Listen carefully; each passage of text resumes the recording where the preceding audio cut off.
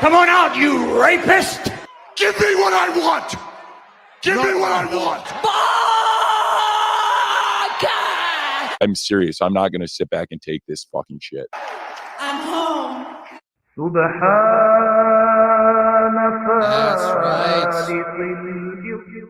Ladies and gentlemen, don't adjust your dials.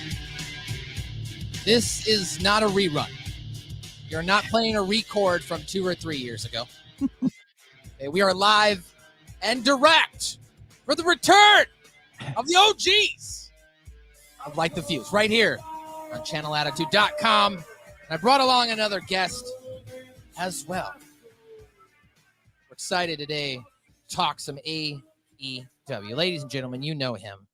This man right now is currently the Esquire. He's the most charismatic, entertaining man in the NWA. The most good-looking creature to come along down the pike since May Valentine. The most brilliant mind of an entire generation. Head coach at Bulletproof and one half of Bulletproof Blake Troop's team. Death Proof Dojo. Ladies and gentlemen, making his return to the podcast, Chris Silvio, Esquire. We are here. We are live, and I am up early for my standards. Man, it feels great to be back in the booth with my old friend MSG.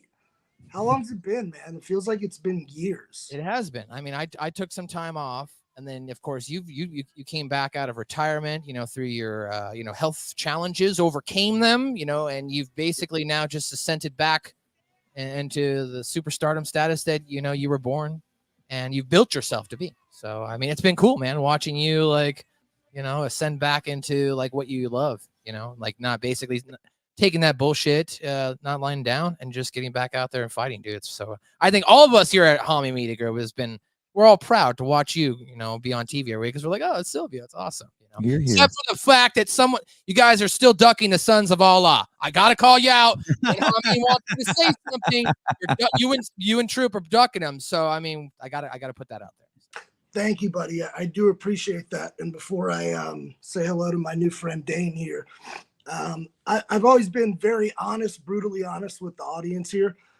Today's going to be no different.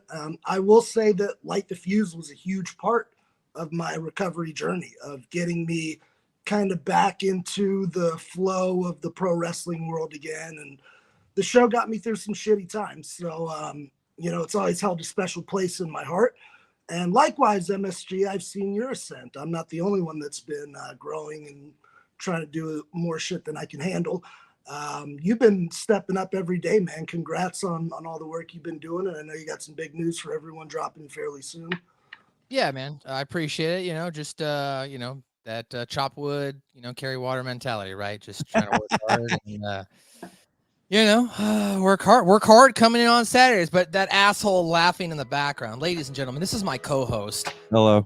Of the SMB South Park podcast review. Now, you guys would probably think, oh, Matt just gets to bring on any mark now onto the podcast. No, this man is a writer. He's a producer. He is a director. He is an on-screen talent, and he works alongside Rip Rogers and Dave Marquez at Derby City Wrestling. Ladies and gentlemen, my co-host, Dane Becker. I'm not your standard mark. I'm an advanced mark. I'm like RoboCop of marks. What are you talking about? Can't give me that kind of resume. You better put some respect on the name. That meme is like 2 years old. Derby City Wrestling coming at you live March 25th. Back-to-back shows. Both of them are sold out. Why am I telling you about it then? You're just going to have to stand outside and cheer on your own. Tailgate it. Tailgate Derby City Wrestling. I don't think I've ever heard that before, but go ahead and tailgate us because you're not going to get inside. March 25th. Back-to-back shows sponsored by the Louisville Public Library. Dane's got a new habit, and he's like, I don't know if technology is going to fail us, so I got to get my shit out of the way first, so that way I don't have to. Got to get your plugs in first, just like my hair plugs. You got to get them in as soon as you can. That was a little rude, MSG. He's not just any mark. I'm telling you. I'm sorry, you guys. You're an advanced mark. Well, I mean, Big Ray has the report of the people, the man, the plan. Big Ray here to stay, mark of the masses. So I don't know who's the mark master now. So, I mean, I'm just a guy here.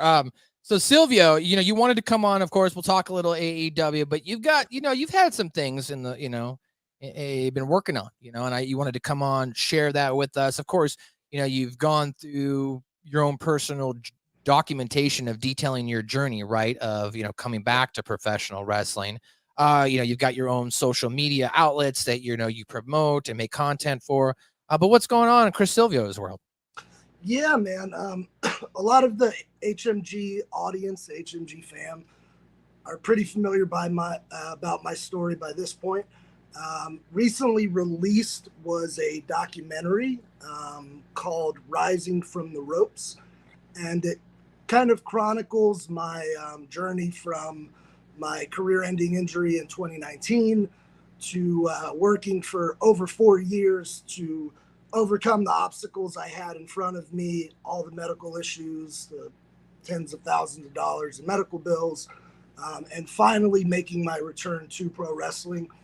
And the documentary actually shows the return match in full, so it's kind of cool. It covers the build up to the match, some of my previous career, the trials and tribulations, and then we have the big blow off match at the end. It was a really cool project, and one of my friends and proteges, Sebastian the Shaman, produced and directed this, and he does a hell of a job. If you ever watched our Death Proof videos on social media or on YouTube, he's the one behind those. Fantastic producer.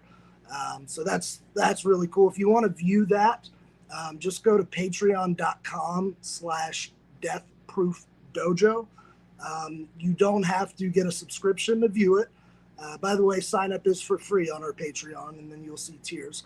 But if you want to watch this, all you got to do is go on patreon.com/deathproofdojo, click the button that says join for free, and then in the shop, right underneath it, it has the documentary available for $4.99, I believe. So for less than $5, you get to see a cool ass story and a great match. Match alone, I'd say, is worth $6. But hey, Sebastian is the Patreon guy, not me. So I hope you guys can all check that out, man. I got a couple other things that I'd like to talk about throughout this. But yeah, right now that's the thing I'm most excited about, is just the audience to kind of get an inside look at my life and hear from my students here at the dojo, from Genocide, who everybody on the show is familiar with, my ex and dear friend currently. So it's going to be really cool to kind of open that curtain and let everybody behind it see. And I would appreciate the support of the Hanmin Army as always. So, I mean, it's been obviously a number of years since you've been here on, the radio with us, podcast, whatever we're calling this on YouTube these days. So I think there's been a lot of, I don't want to say controversy, but Russell's words that were written online about the NWA, and you being a part of the NWA. Obviously, I'm not going to put you in a position where you were going to say negative things, but from an individual who's working there, and obviously you understand how media works as well. What's your, experience been working for the NWA, in front and behind the camera, with, out maybe detailing too much information as far as, what's it been like working for the company, your experience itself, and do you see, are you happy with the progress in which the company is moving forward with? Overall, my personal experience has been between pretty great and awesome. Nice. I've always been treated well by Billy Corgan. I honestly, couldn't say that he's ever not taken care of me. Gives me a lot of creative freedom in the things that I say, the things that I wear. One of the beautiful parts of being an on-screen talent at NWA is there are no scripts. A lot of times I don't even really get bullet points. That might just be for me because I've done this for so long. Maybe others get bullet points, but it'll be like, hey, you're going to talk about this match with this person. Okay, cool. I'll take it from there. And essentially, as long as I don't break like the whatever FCC rules are, I can say and do what I want. So it's really cool. I am proud of the direction they're going with the new deal with CW. It's a larger platform for all of us, so it can't hurt. And we're releasing a new unscripted show. My apologies. That'll be on the CW soon, and I take part in that. And that also details, some of my history in pro wrestling, my injury, my return to wrestling, my work with NWA, all that good stuff. And to anybody wondering, I'll just be legit with you here. The unscripted program, it's not a reality show. Matt, you work in television. You know how reality shows work. Yeah. We were specifically told when we noticed the camera crews one day a giant camera crew just showed up and are following people everywhere. And we're just looking around what the hell is going on? Who are these people?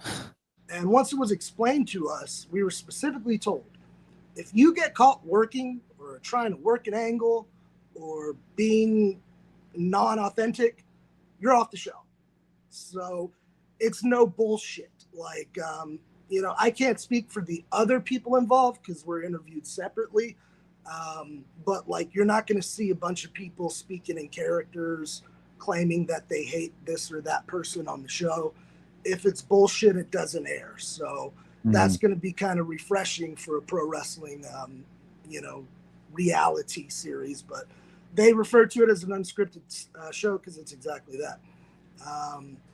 It's a little bit of a spoiler. We'll just say this is a hypothetical situation. Hypothetical. Hypothetically, imagine you're a young boy in pro wrestling, right? Yeah. And you are there to help out, pay your dues, and hopefully get an opportunity to do larger things. And your job this trip happens to be driving the ring truck, which is fairly common. And in that process, you misjudge the height of the truck in an overpass. And something happens. And in this hypothetical scenario, cameramen happened to be notified and showed up on the scene. And this hypothetical person might have been shaken to his core. And might have even gotten a match or two. I don't know. I'm just throwing shit out there for you guys. Yeah. But you might see things like that. See, this is why you don't like Mac or let Max the Impaler drive. This is what happens. Oh, no. Max the Impaler is not allowed to touch my vehicle. You apparently touched a soft spot there. So I was like, fuck that. He's not touching my shit. But for some reason, and luckily, Max the Impaler likes me. Yeah. And I literally asked Max, and this is a shoot every show. I see Max at, I go, hey, please don't impale me. And Max will just kind of, okay. Well, Max, yeah. Grunts in response approvingly. Yep. I've even taken selfies with Max. So it shows the kind of rapport that I have with the Impaler. It sounds like this reality, or what we'll call it, unscripted live capturing of wrestlers' life is similar to that regard of, OVW's Wrestler Show, right? They just came out on Netflix. Did you get a chance to watch that, Silvio, the Wrestlers documentary? I did not. Okay. I plan to at some point. I mean, you kind of lived it. I was just curious. You know what I mean? It's just going to be a yearbook photo for you at that point. It might be. I have tremendous respect and hold Rip Rogers in such high regard as my trainer. And I have a lot of respect for Al, who taught me a lot when he was my producer. I still have we'll just say some unresolved feelings with OVW and my time there. And I haven't chosen to watch it yet, but it's all part of the growth process, right? At some point I will. No, I think Dane probably would agree with that. He's probably still going through the growth process. Is that accurate, Dane, to say? I think when you go to work for OVW, you come out with a tattoo that says unresolved feelings. I think that's just a part of it, honestly. They just stamp it on you as you get out the door. Oh, well, there you go. All right, then. Hypothetically, If someone was driving a truck in OVW and they skinned the top of it, Allegedly. Be a regular day. Allegedly. I did wreck the OVW ring truck once. Oh my goodness. What is the story behind that? How in the world did that happen? It wasn't me in particular, but it was my responsibility. At a time, I was the live events coordinator. And I had started a promotions company in partnership with OVW and had run some pretty good events. Yeah. This show was the craziest show I ever produced, promoted, anything like that. It was held at a gentleman's club called the Rustic Frog, and Dane, you might have heard of the Rustic Frog. I don't know. Oh yeah, no, I've lost a lot of $2 bills there. There you go. So it's called like the world's largest adult playground or something like that. And out back, they have like a big volleyball court, sand volleyball, a basketball court, above ground pool with like a patio. Like it's just be this crazy haven. Okay. Long story short, I met a fellow that managed it and was like, I want to bring wrestling. And somebody said, Silvio's the guy. So I go and meet with him and we agree on this show. And the show is bananas. Like the patrons are walking in as these girls that work there, these nice young ladies, are playing topless volleyball. So like you've all been to plenty of wrestling shows. Imagine walking into one when you got your ticket, you go through the door and the first thing you see is chicks playing topless volleyball. And I even noticed, like, it was funny. I noticed. Like, I'd wonder where Vince Russo is. Yeah. I noticed some of like the 50, 60-year-old OVW fans that I'd met over the years there. And I was just thinking, like, I wonder what these women are thinking. Yeah. Anyway, I rented the ring from Danny Davis and the truck. And I had to convince him, like, hey, man, I'm in charge of this operation. It's cool. Like, I'll make sure everything's smooth. He trusted me. Fatal mistake. Yes. I had one of our younger performers drive the ring truck to and fro. This performer, who I won't name, regularly drove the ring truck. And I figured he was more than qualified. Oh, no. I'm qualified for a lot of things: lawyering, wrestling, talking, sexing. Like, there's a lot of things I'm good at. Stacked it up, yeah. Driving ring trucks is not one of them. Not one of them? Okay. So I left it to him. He was a country boy. That's in his wheelhouse. Lo and behold, the show ended late. And it was at a gentleman's club. Show ended at like midnight. And it was at a gentleman's club. This fella evidently spent too much time hanging out at the gentleman's club. Calls me at 2 or 3 a.m. I just wrecked Danny's ring truck. Oh, goodness. Oh, man. Oh, no. A couple of tequilas, a couple lost singles, and this is what happens. I got to call Danny at 4 a.m. And I said, boss, I'm sorry to inform you this. Ring truck was totaled. Trailer was fucked. The ring was fine and the contents in it. But that young man's lack of discretion cost me about $1,000. You can just admit it, Chris. It was me. I was the young man. I get too wild when I get over to the frog. I'm telling you. It was a wild night for sure. Boogeyman was there. That's an insane story. Walk in, topless ladies, strip club, got too drunk, ring truck has crashed, calling Danny the Nightmare Davis at 4 a.m. And also Boogeyman is there. That was the greatest story I've ever heard. And as a small addition, I had hired a very popular female performer who is hypothetically currently on national television for a big brand to host that event. Because this person is a great talker, charismatic, good looking, and she too had a little too much fun at the gentleman's club. And midway through the show, I noticed, like, between matches, as she's hyping up the next match, the words become further and further apart and the slur becomes more and more evident.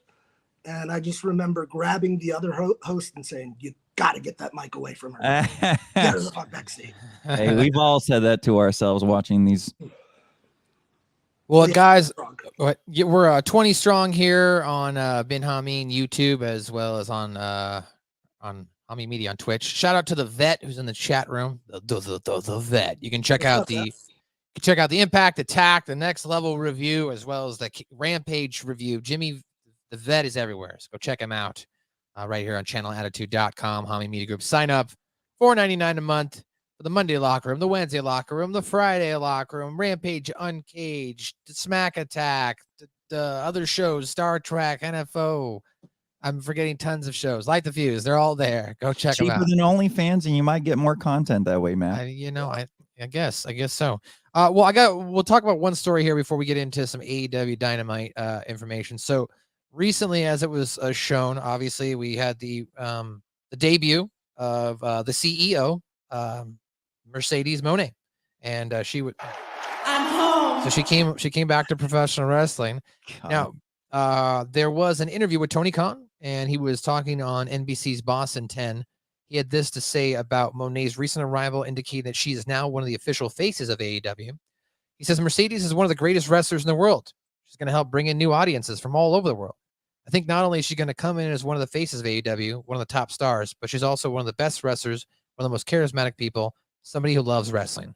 To me, Mercedes not only is somebody who loves the wrestling business, loves getting in the ring and wrestling, but loves the fans. And I think that's what we're all about in AEW. I think that's why Mercedes is perfect to be the face of AEW. Now, I'm not here to crap on Mercedes. I just wanted to more or less have a conversation in regards to the overall structure of AEW, because they continue to bring in star after star after star that doesn't move the needle. So, Silvio, from your perspective, as someone who works in the business, you're in a different company, obviously. You guys do focus a little bit more heavy on the storylines as well, and so much so that it can cause controversy. But what's your perspective on on from an AEW perspective? I know you like the product, but what's your perspective on how they maybe book from a storyline perspective and book the wrestlers to engage viewers on a week-to-week perspective, week-to-week audience? I'll just use Mercedes Moné in this.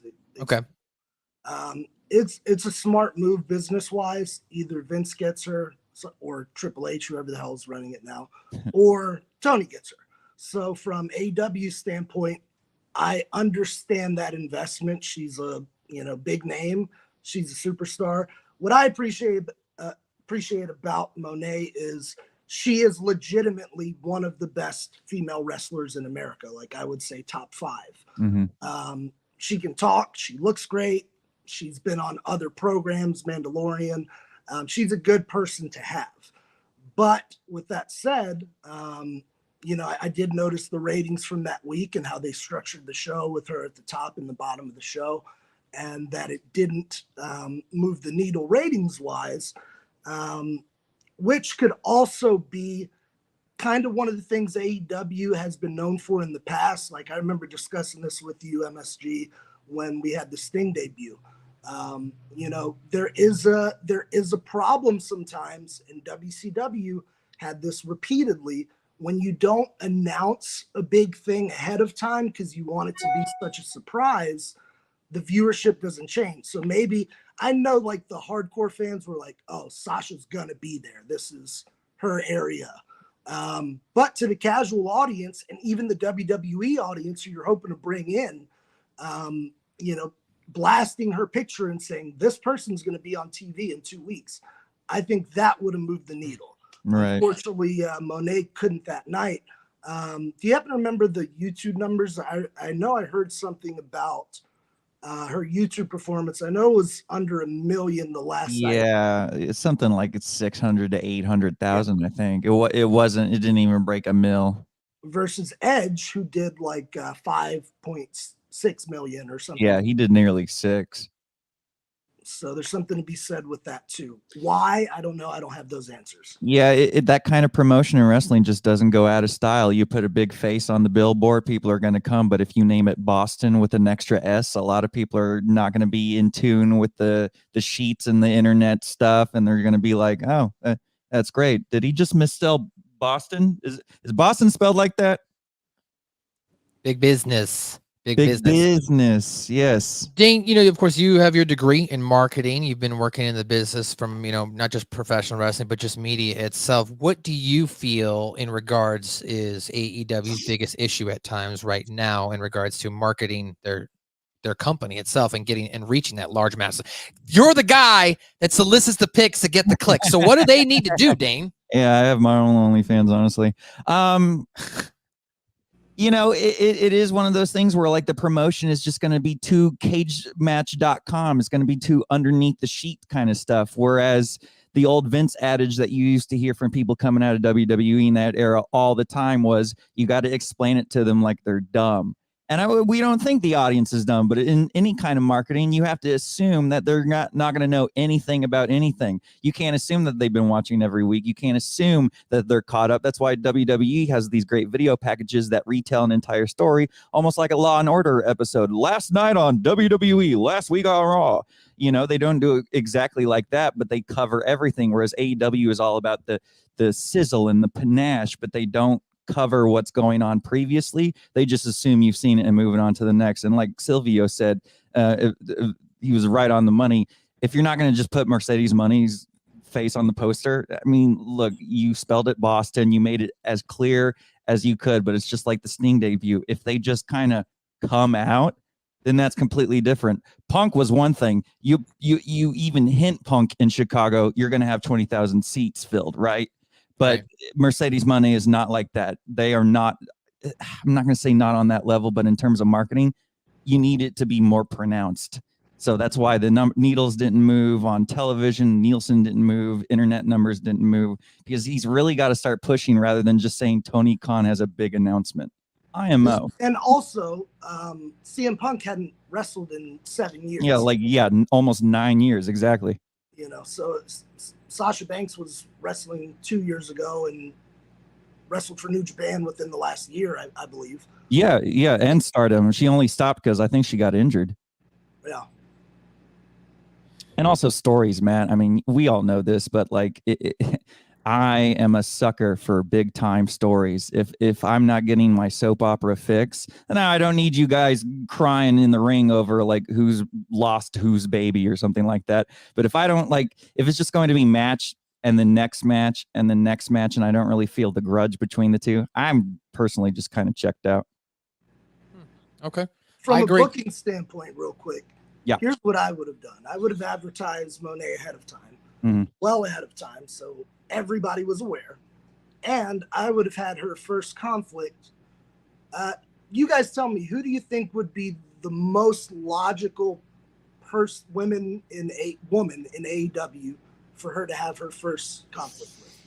It should have been probably, well, I mean, historically, if we're going to go from the history, it probably needs to be Soraya Page because of their history. If you if we're going to go AEW politics, it should have been Britt Baker. That's probably one of the I was going to say, DMD. Yeah.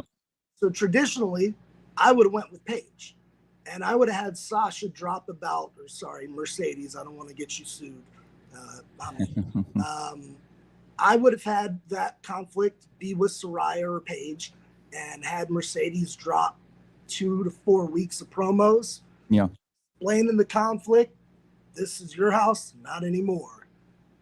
This is now big business, or whatever the hell she's going to say. This is now. I bought the house. I'm the CEO, right? Yeah, Something exactly. Like that. Yeah.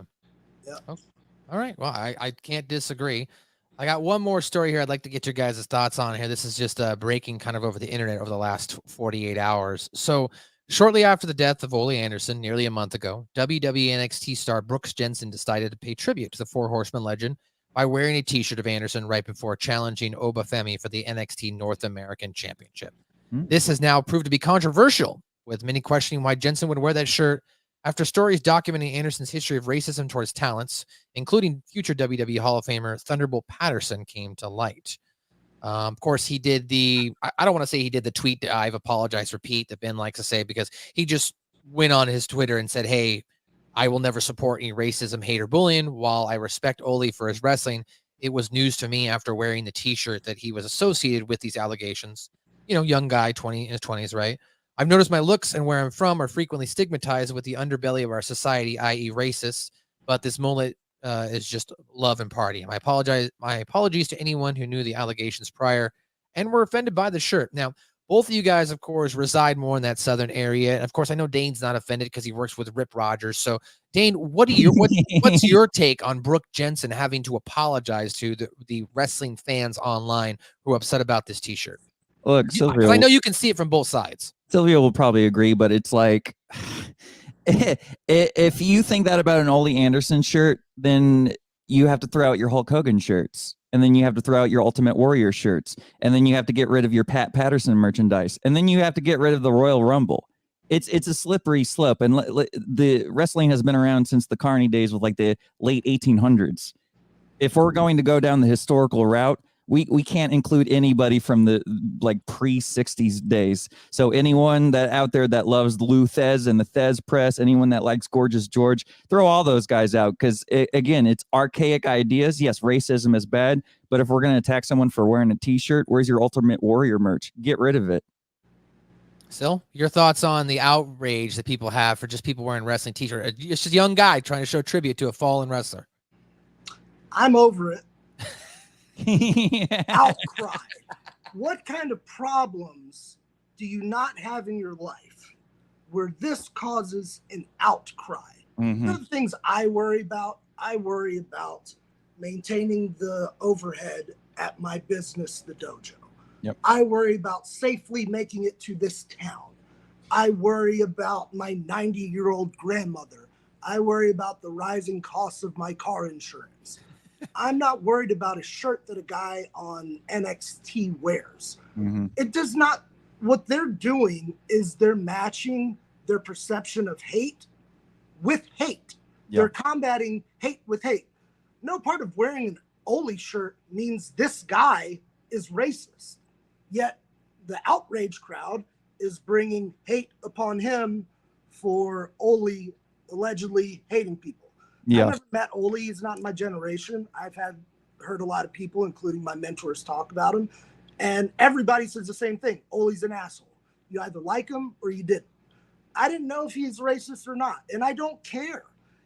Like, it does not mean that the fella is a racist. It does not mean that Dane and I are racist because we've watched Ole Anderson.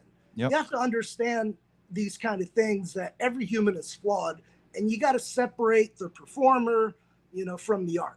I can completely understand if it came out that he was a Klansman and, he was committing murders on the side and he's really the Zodiac killer. Sure, don't talk about Ole.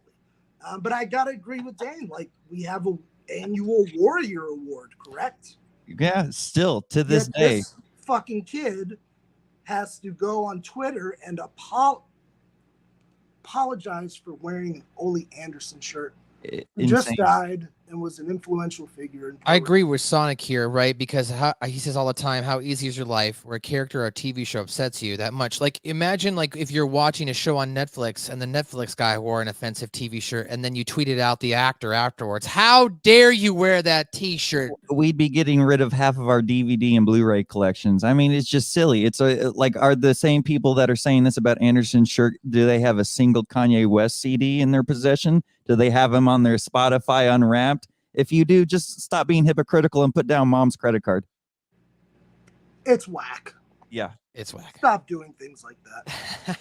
Well, ladies and gentlemen, that's just some of your news there right now. You can check out channelattitude.com, like I said, each and every week. Sign up $4.99 a month. Hameen Media Group. You get all the latest and greatest content: the Monday Locker Room, the Wednesday Locker Room, the Friday Locker Room, the Smack Attack, Rampage Uncaged, Jimmy T, NFO Podcast, Impact Attack, the Next Level Review, and so much more.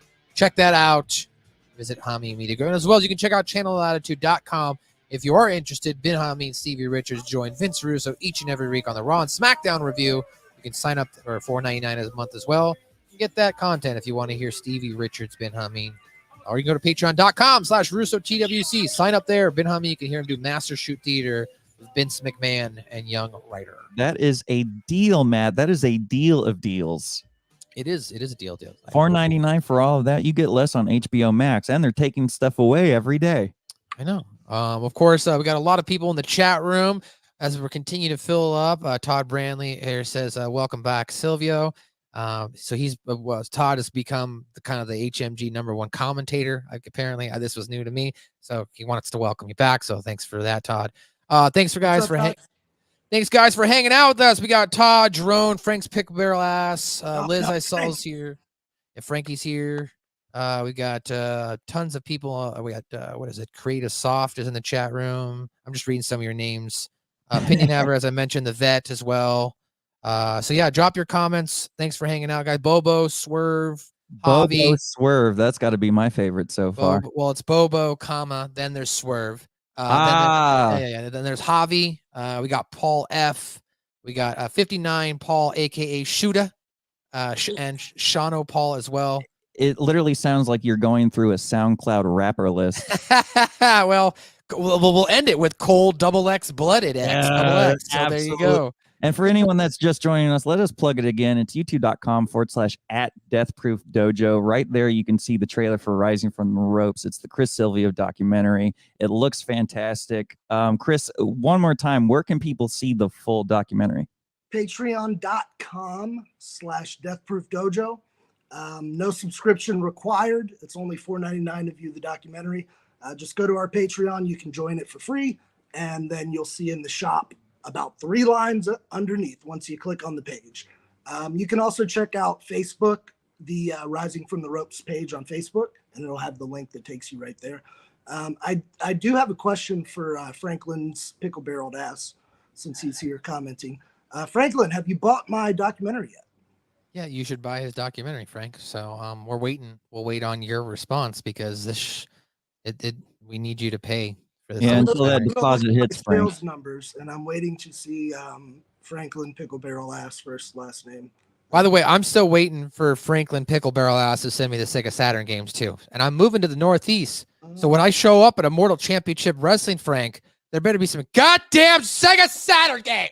Yeah, and I'm waiting because Frank left me at the altar in the middle of our wedding. Franklin, when are you going to call me back? Okay, the kids need you.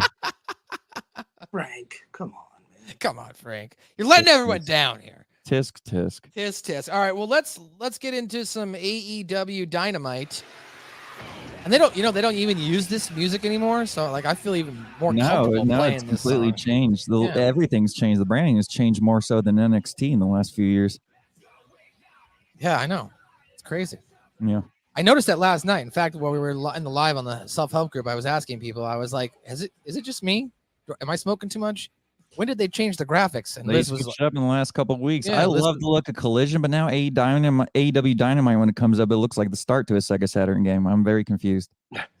Yeah, that's a good point too. So Dynamite tonight, they kind of did a little bit of a recap, kind of talking about, what happened last week with Monet's debut and whatnot.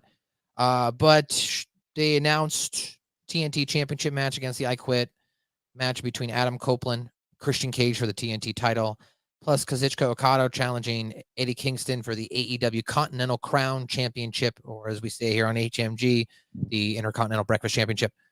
And Mercedes Moné, Will Ospreay, and other stars also appeared on this show. So here's how this show starts out. It comes out with Moné. Comes out, she plays to the crowd before she speaks with Shivani.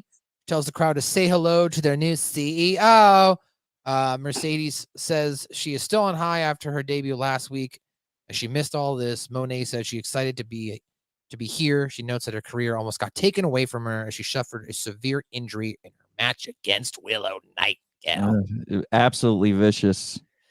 And then she queued up a video package so fans could get a taste of Moné. And they had this VTR package that played that kind of highlighted some of her matches in New Japan, where she's been over the last couple months, all in her fancy outfits, the Moné, the swagger, her dancing, the CEO in Swerve's house.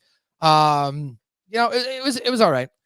Then she gets attacked by Julia Hart and Sky Blue. Willow Nightingale and Statlander come out and make the save. Dane, your thoughts on this opening segment here with Moné? Again, face of AEW, back-to-back weeks. We're starting out with Moné. What'd you think?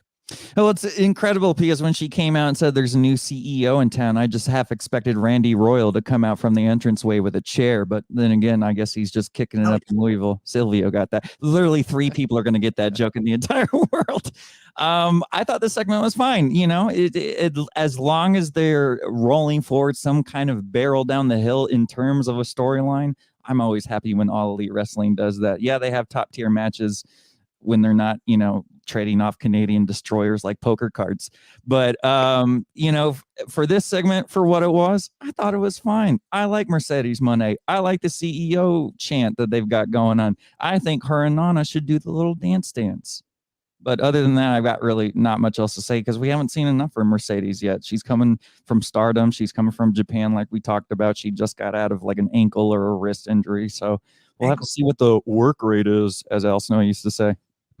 Yeah, a vet here says Mercedes missed the layup. She could have said, I literally broke my foot kicking Willow's ass. That would have been good. That would have been good. And anytime Sky Blue is there, too. Her and Queen Aminata are great. Her and Willow are supposed to be friends, right? As far as Think Monet, so? Yeah, Yeah. as far as Well, on no. Dynamite at least. Well, I don't know. We haven't really established it yet. The last time I guess Monet and Willow were together in a ring, she broke her foot Yeah. defending the New Japan Pro Wrestling Joshi Championship, I think, whatever it's called. Didn't she come to Willow's aid? She did last come time? to Willow's aid last week. You're And then right. Willow came to her aid. Yeah, exactly. So clearly they're going to build. I know AEW is booking. They're going to build to a tag match with them two versus Julia Hart and Sky Blue. And nothing against those two, especially Sky Blue, who I worked with at NWA. She's a delightful young woman. Mhm. It just sounds kind of weird on its face, like that's the first matchup that you're going to put Monet in. No offense to those girls. Give me a Britt Baker. Give me a Soraya. Send her right to the top. Yeah, it's kind of like having Bret the Hitman Hart come in and he's a referee. Well, I mean, I think that points out in general. Well, it's interesting, right? Because there could be two arguments. I've been hearing through different people, whether it be Cornette or Russo or different have been. There's the argument could be made, right, that Monet should just come in and have a get over match, right, against nobody because she is the star. Because Will Ospreay had that in his first match, kind of right. The first night he was there, I forgot who he was fighting, but it didn't matter. It was because it was Will Ospreay's first match.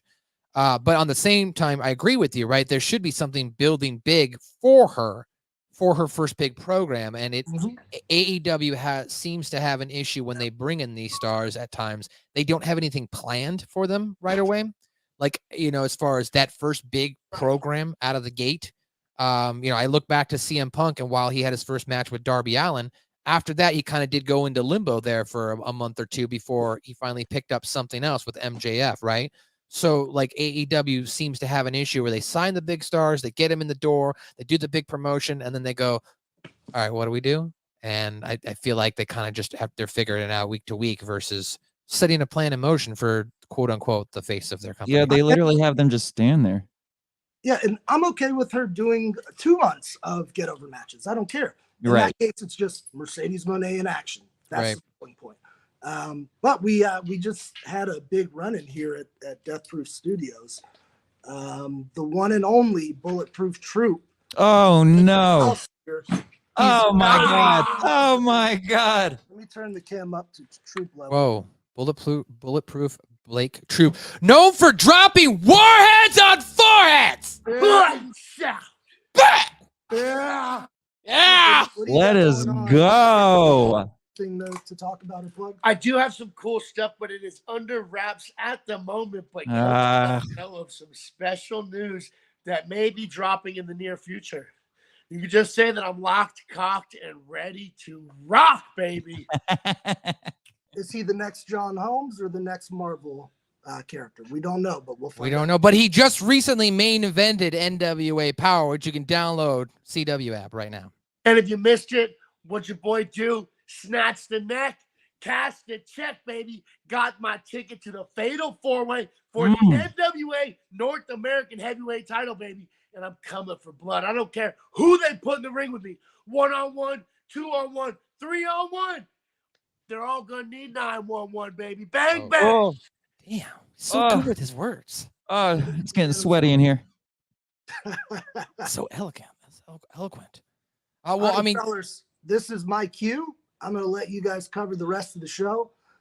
Thank you so much for discussing my documentary, Rising from the Ropes, with me. Also, last thing, we're doing this is the first of its kind in wrestling. We're doing a huge seminar here on March 31st, Sunday, 1 p.m. Eastern. This is the first ever tag team virtual seminar, all about tag wrestling with myself and Coach Vic, former NXT tag team champion. And we're going to open limited spots for people to actually attend live in the dojo, in addition to those viewing from all over the world. You can attend this from Zimbabwe if you so choose. That's going to be on the 31st of March. So mark it on your calendar. Just shoot me a message, Chris Silvio, on Facebook or Insta, or you can Facebook message the dojo page to sign up for it. $30 to watch virtually, $50 for the limited number of people that are going to participate in-house. It's going to be awesome. And you know me, Maddie, I love doing first of anything. I like setting trends. So we'll see how many people rip it off from here. Well, the chat loves you. They're giving their thank you and their congratulations to your life and career. The vet says, love you, Susio. Yeah, so we appreciate you jumping on. Me and Dane will hold it down, and best of luck this upcoming weekend with NWA, buddy. Thank you for having me, guys. Dane, nice hanging out with you, HMG fam. I love you guys always. Hopefully, Thank you, my friend.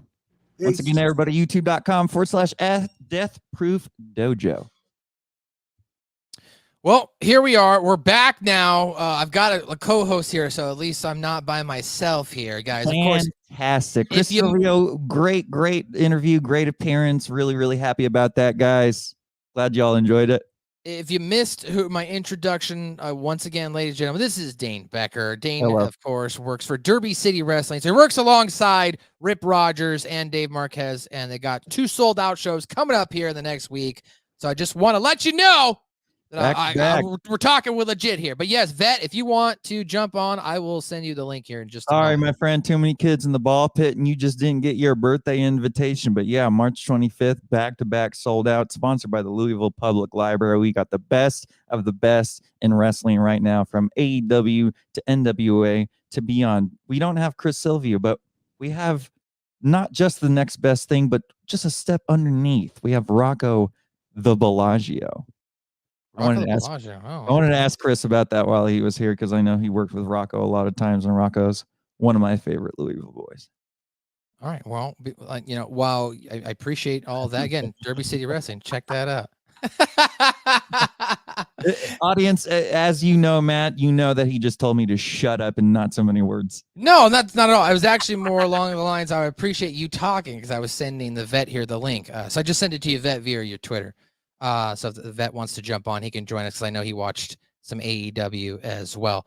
But yeah, personally, guys, I was not a fan of this Monet interaction. I think you guys covered it well. No, I haven't been. I'm like you. I haven't been a fan since she got in. Like, her first promo was one of the first times I've watched AEW in months, and then, like, literally 60 seconds into the promo, I think I switched it back to like reruns of The Sopranos. Yeah, you did say you have been watching a lot of Sopranos, and that'll get you over here with the HMG crowd as well. So that was good. That was a good show reference. Hey, let's get some gabagools in chat. Go drop your gabagools. All right, so moving on after that, as far as the Mercedes Monet thing, we go backstage. Young Bucks hype up Kazuchika Okada ahead of his match with Eddie Kingston. As Alex Marvez is interviewing him backstage. They said, good job, you got the name right this week. But they told him that he needs to learn Japanese. Of course, Matt put over the fact that apparently he's got 165 days straight of Duolingo. Good for you. Good for you, Matt. Wow, that's quite the streak. Some of us don't all have that same education, but I applaud you, Mr. Matthew, because from one Matthew to another, I show you respect. Sorry. Yeah, I opened up that app long enough to give it my email address, and that was it. Oh, and now we've got, hold on, I don't have Pirate of the High Seas. I don't have Big Ray's fancy, the vet. He's here, ladies and gentlemen. What's up, Vet? That's all right. Ray loves it more than I do. Okay. So, how you guys doing? Oppenheimer here. Nice to meet you, Dane. Oppenheimer. This is Oppenheimer, Dane. Couple of mothers here. Oh, my goodness. Oppenheimer, welcome. Great flag behind you. Thanks. All right, so we obviously, before we wrap it up, did you have any thoughts? I mentioned you put in the chat room that, Monet missed some opportunities to get over some lines. Did you have anything else before we move on to the next thing you want to talk about here? No, that's pretty much it. Okay. I mean, because I see that, like, when I see it teed up, right? Yeah. Like, it's just like, it's like a little ball sitting on that tee. And then the kid swing comes up to the thing. And I'm like, just hit it, just hit it, just hit it. It's right there. Just hit it. And then they just whiff. Like, that was so easy. And that's my criticism of Mercedes, is that, like, a lot of her stuff is very canned, and just a little more spontaneity would be great from her. Yeah, and a little more energy. I always liked Mercedes Monet as a personality, and I liked all the gimmicks that she's ever had around her, but the gimmicks has always felt like a cape rather than who she is, because once she brings who she is to the ring, it's very and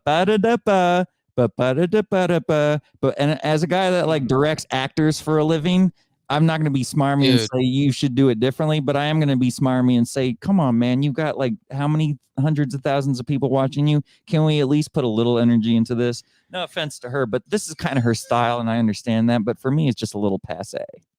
No, I agree, Dane. And as I was watching, this morning watching back her promo, I was thinking the same thing. I was like, look, far from me to be to tell her how to cut a promo, because I've seen her act, and she hasn't acted bad in what she's been given. So, like, why does she deliver this style of promo where it feels fake? It feels like she's playing a wrestler versus just being herself turned up, right? I mean, that's the point. And it's always like a roulette wheel. It's like one of those, Mercedes Moné comes out and it's like one of those toys you used to have where you pull the string and it goes, a cow goes moo. She got like 8 things that she says all the time, and she pulls the string and she's like, I'm home. I am the best woman in this business. I am the best woman in this business. And that's hit the cow twice. Yes. Exactly. Yeah, exactly. She always hits the lion sound. It works when she's a heel. Yeah. Because that gets you heat. Being annoying, repetitive, obnoxious, like Ratchet era Sasha was point. Absolutely great. When you want people to like you, it starts to grate a little bit. Yeah, great point. Japan used her really well too. WWE used her really well, but Japan used her very, very good, because when she came out to New Japan and Stardom, her entire thing was, I'm not going to learn the language. I've got more money than you. I just got here and I get paid more than any actual person that lives here. Fuck you, right? So like that, actually, she didn't have to say anything. She just came out, spoke English, and people were like, boo! But now that she's positioned as the head of this company, she can't do this perfect CM Punk thing. Yeah, exactly. She can't do the perfect CM Punk thing. That was one of the sounds. That's actually the dog goes woof.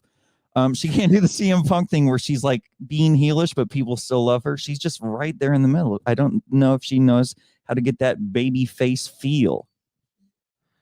All good points. So as we were talking, up next, then we had Alex Marvez. He had his backstage segment with Nicholas and Matthew Jackson and Kazuchika Okada. Yeah. As I talked about, the Bucks put over the fact that they've got 165 days straight Duolingo learning Japanese. And then Kazuchika Okada basically said he was going to beat Eddie Kingston. Dane, thoughts on this backstage promo interaction with the main man, Alex Marvez, my dude? I don't know, he's not my guy. Always great backstage talent. Anything that they have Okada in, I'm just going to love. Okada's one of those kinds of people. I just want to touch his hair and smell his arms. I'm always going to be a mark for those guys. Anyone that comes from the old like Bullet Club style Japanese wrestling, I'm going to be really biased on. It's like Kenny Omega could literally come out and recite Cat in the Hat, and I would think it would be the greatest thing ever, and you should give him the belt. Okay. Vet, your thoughts. Follow that. I agree with that to a degree. If we're talking about Okada now, I have a one of the things that I've been pushing on all my shows is this is the method in which you must enjoy professional wrestling in 2024, and that is a la carte. The chat already knows a la carte. The shows will never be good again. We'll never be truly entertained from top to bottom. You just have to take the things that you like, accept them on their own terms in a vacuum, and just enjoy them piece by piece. So when I get Okada, that's my filet mignon. When I get him with the Young Bucks, that's like eating that filet mignon in the bathroom. It's not ideal. But it's still a filet mignon. Not how I want it, but I guess I'll take it. So that's kind of where we're at. But I will say that it works in terms of, if they want him to be a heel, that will make him more heelish just by associating, with those guys. And they can speak for him, which is also heat. So this, if the Young Bucks had been doing this from day one of AEW, if they'd always been this, then it'd be a lot, more palatable. But they tried getting people to like them, and it didn't work out, because then everyone found out that they're the bosses, and then then they looked at them and go, wait a minute, aren't these like the Winklevoss twins? I don't understand. Like, why are they here? So I enjoy that they're going the heel route, but at the same time, it's like, all right, can we hurry this up? But it's still Okada. I mean, his arms still smell good, I'm sure. Oh my God. Up close and personal. Kazuchika Okada up next challenges Eddie Kingston for the AEW Continental Intercontinental Breakfast Championship. Those guys went a la carte, exactly. I'm getting the muffins. Just a little bit of recap here as far as thanks to WrestleZone. Okada and Kingston squared off, felt each other out. Kingston hit Okada with a series of strikes. Okada gained the upper hand. Kingston fired back with a shoulder tackle. They headed to the outside, saw some drop kicks, some DDTs on the floor. I did like this throughout the match. They showed the Young Bucks backstage, and they were sitting next to Tony Khan. So I thought that was a nice little touch of them showing that they were trying to run the show. And they put over the fact that they were going to be the backstage producers during their interview with Alex Marvez. So I was happy from a storyline production standpoint that they paid that off. Came back to the ring. We went commercial, came back. Champion trapped Okada in a stretch. Anyway, we got down to the end. Kingston dodged a drop kick, hit Okada with the signature back fist for a 2 count. They traded blows. Okada went for the Rainmaker. Kingston got up, but eventually he hit another Rainmaker after Okada grabbed the referee, gouged Kingston's eyes. So a little bit of schmoz finish, and hit the Rainmaker for the win. What'd you think of this match? So I like both guys. They're both on my a la carte menu. Okay. Eddie Kingston is not on my a la carte menu for matches. Let's make that very clear. Okada's the best wrestler in the world. Hands down, top 1. There's not a close second.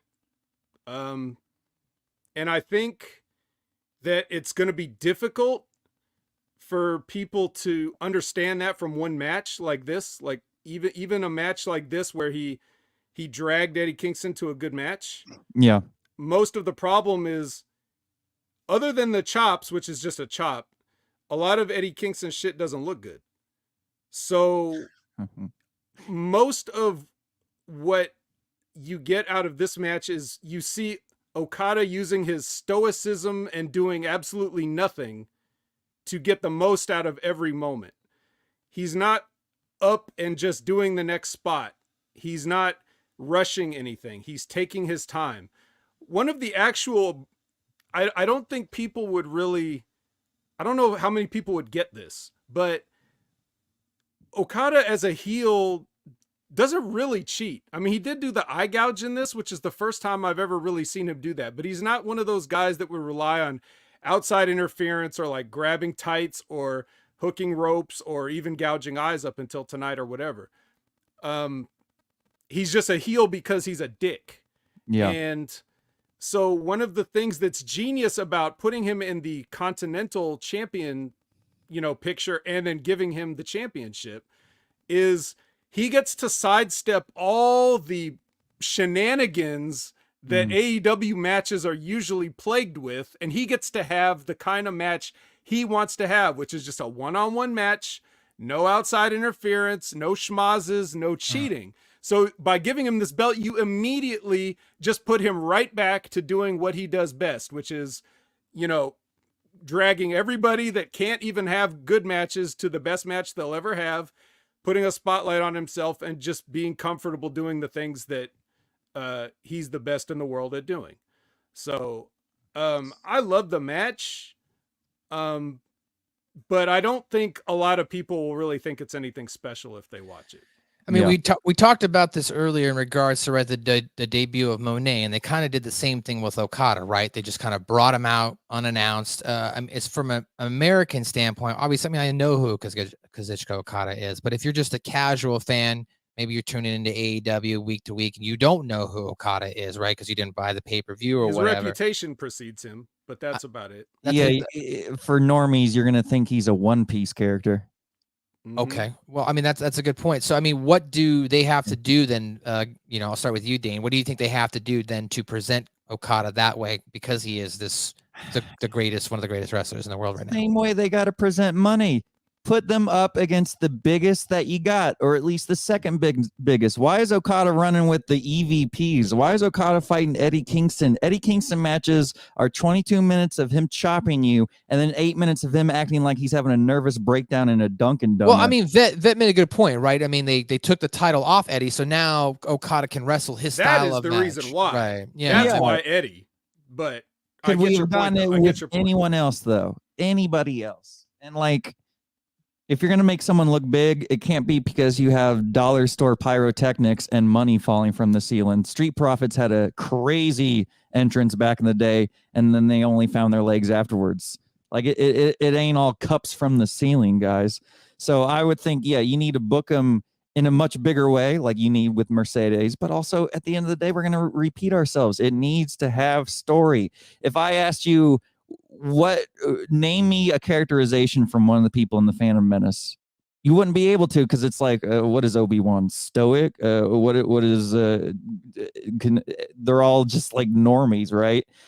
The same thing with AEW. If I asked you to name a WWE storyline, you'd start writing it out like this a crazy Criminal Minds figurine. You'd start putting posters all over the wall. I get what you're saying. You haven't having to connect it, right? Okay. Yeah. But if I told you to do the same thing with AEW, they're like, well, Samoa Joe is angry. I'm like, oh, that's great.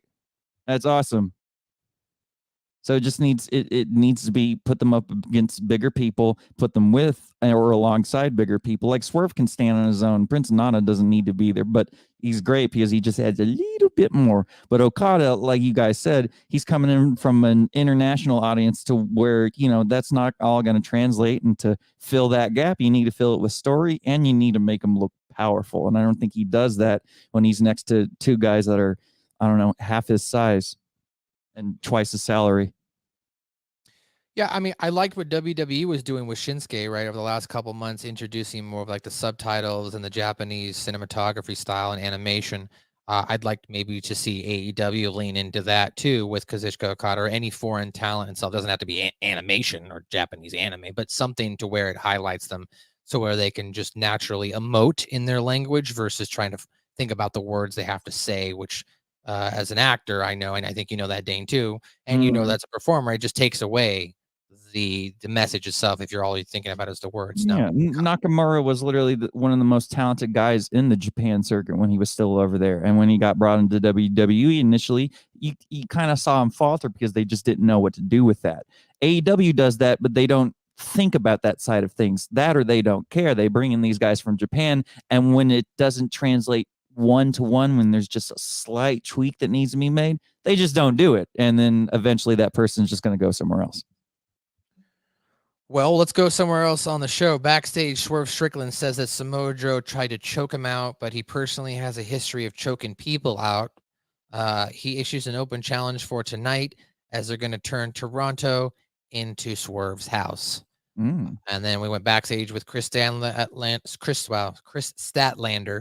and Willow Nightingale, and they're asked about their match later tonight, as they are the main event for Rampage. As this was a 3-hour show, we're not reviewing Rampage here. Nightingale, though, highlights her experience with street fights. Statlander says this will be the end. Mercedes Moné then walks in. Thanks Statlander for having her back last week. Mercedes says CEO stands up for what they believe in.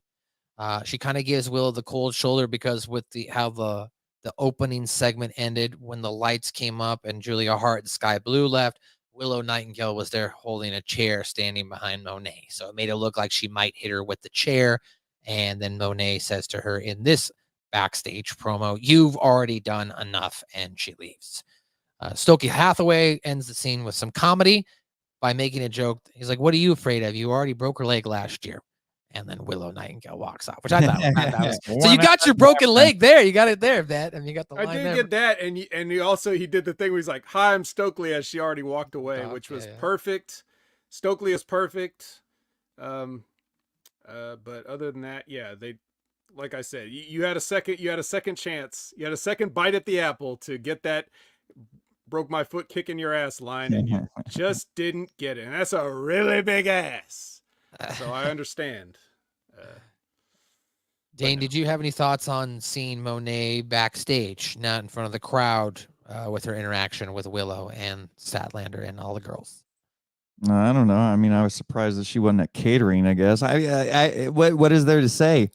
Maybe I'm just being too much of a hater. I just all of this. Well, you're fitting right in with HMG, so it's okay. I'm usually like, and I'm the AEW defender in the been humming various groups across the internet. I'm the one that sticks up for this, and then now I'm watching her recently, and I'm like, all right, well, maybe I should be doing something else that makes me money rather than just sitting here.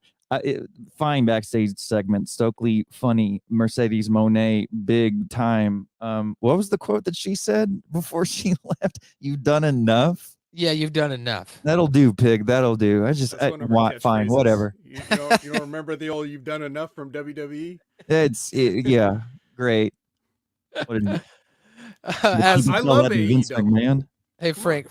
Dane Frank says you're home. Dane, I'm home. you're home. You're here. HMG. Welcome. Okay, look, I'm the AEW defender. I just can't because it's like I'm so bored right. Maybe this is why I didn't get hired by AEW. Maybe this is why I did my interviews and they were like, "Nah, we're just not gonna call you back." Maybe this is why they found out that I'm such a hater these days. I was the defender, guys. I don't know. Maybe it's just Ben Hameen's like hypnotic spells. Anytime you join this podcast, you're immediately like Russo rule. That's not true. The vet maintains a steady attitude on all of his podcasts. Yeah, you know what it is like, well, so I review Collision every week. So I already know it's completely hit or miss. It's not even just a catchphrase. It's a hit or a miss. Like it's the same AEW. Yeah. But you're not getting the same product. Yeah. So whatever's on the booking sheet for that night, you could you could get all your menu items or you could go hungry, to continue my a la carte analogy. So yeah, AEW is just one of those places. It's like we keep going back to the menu. WWE, you get the full menu and it's got lots of descriptions and you got things for everyone. And then AEW, those menus are divided into shows. Like Dynamite's the drink menu, Collision's the appetizer, and then I don't know what else would be the main course. Maybe if you put the two together, you'd feel somewhat full. But it's like they're the menu that doesn't have descriptions. They just have pictures and names. There's no descriptions behind any of the things that they're offering. So you go into it and you're like, oh, that was pretty good, but why?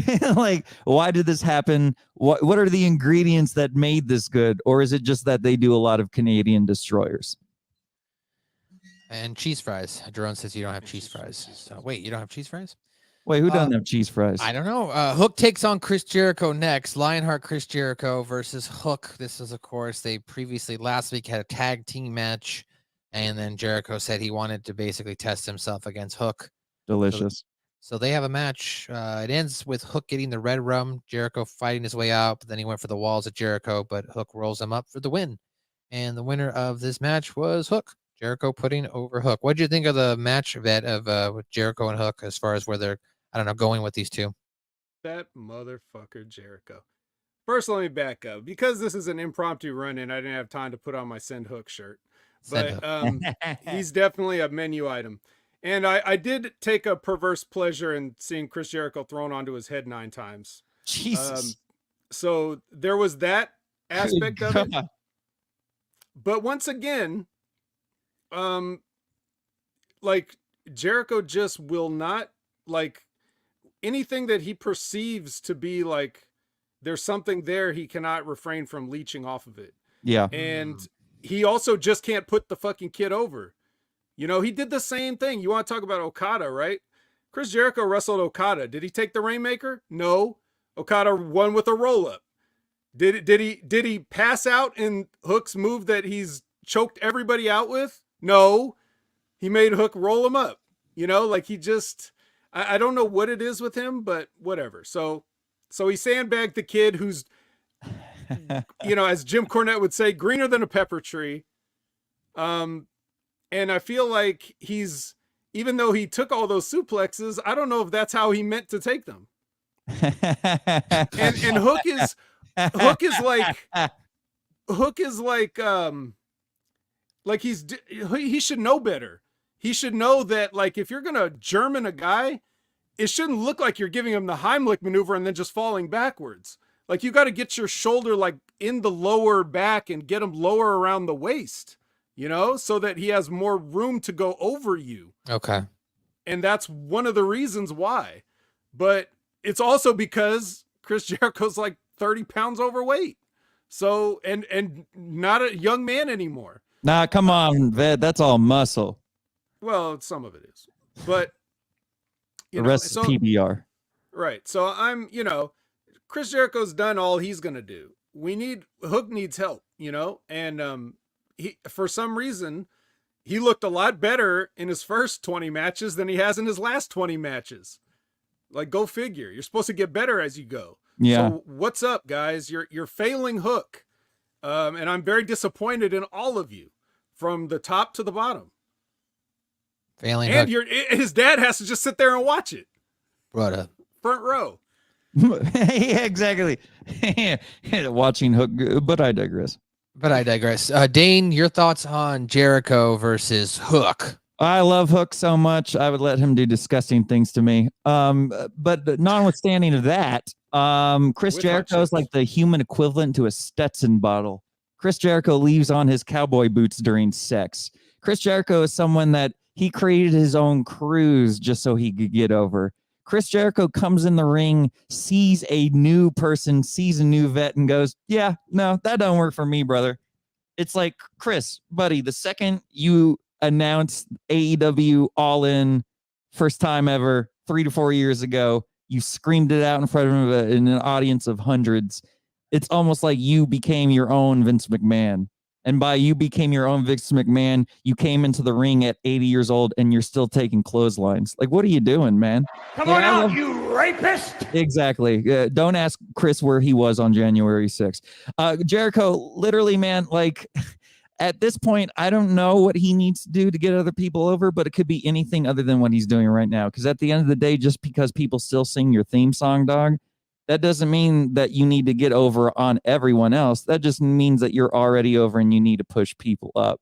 And who else would you push up other than Hook? He's suave. He's handsome. He's extremely attractive. He's got a good breeding stock, as you would say. No one says that. And he's just extremely talented. Why not put him over? Why are you doing this? Why? Jericho, answer me. Yeah, just two things real quick.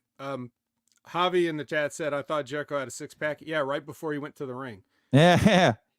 And then number two, what should have happened, you remember the opening spot? He drops Chris Jericho on his head for the first time, and then the referee's like, are you okay, Chris Jericho? Like this and then he's like, I don't remember math. Yeah, this was planned. This was a planned spot. But what should have happened is Hook should have run over there. I'm dead serious now. Yeah. Throw him on his head. He sells it like he's like, I don't know if this match needs to go on or not. And then Hook drags him out and chokes him out in the middle of the ring right there. That's the finish. That's what it should have been. I understand if you need other matches that these people can't pull time, but that's what should have happened for the story that they want to tell, whatever his, you'll get to it eventually, Matt, just with the bullshit of like whatever he's going to say next week, his proposal for Hook. We know what Dane's proposal would probably be, but I don't know what Chris Jericho's to kiss me on the lips. That's right. So that already knows. Matt, pull up Pickle's comment one more time. I needed to read that again. Chris Jericho's a legend. He says Chris Jericho literally looks like Post Malone's creator wrestler. What the hell are you talking about? Yes, he's a legend, but that doesn't mean he gets to win. Hulk Hogan was a legend, but if he came out in a pirate outfit and I don't know, kicked the ass of good Lord, who's big in WWE? Everybody. Would you like it? Would you like that, Pickle? I agree with Pickle. Chris Jericho is a legend. I've read all of his books. He's multi-talented. He is actually really talented at the things that he has accomplished, and he's accomplished a lot. He needs his laurels. Put him on the Pantheon. If Mount Rushmore was 9 heads, Chris Jericho would be the 10th. But at the end of the day, does he need to beat up a 21-year-old twink? No. All right. Well, speaking of that, as some people might consider this man, your words, a twink, Adam Cole is discussing Wardlow's loss. More like an otter. To Samoa Joe, and says he hates being disappointed. He says Wardlow has one job and he failed. Well, he's in the wrong promotion. It sounds like Wardlow's backing himself another Pinnacle group. Cole tells Wardlow to make sure that the Undisputed Kingdom holds on to that gold they have, and maybe we'll forgive you. He says he wants Wardlow to reach his potential and tells him to not screw up. What do you think about story time with Adam Cole, Vet? Well, if anybody can make Hook look like Nathan Jones, it's, or like Grace Jones. Yeah, it's Adam Cole. I'm done with Adam Cole. I'm officially done with him. No Bebe for you, Oppenheimer? No, none. Your baby out. Your baby. That's it. What was the turning point? Was it the mask? The turning point was back in NXT.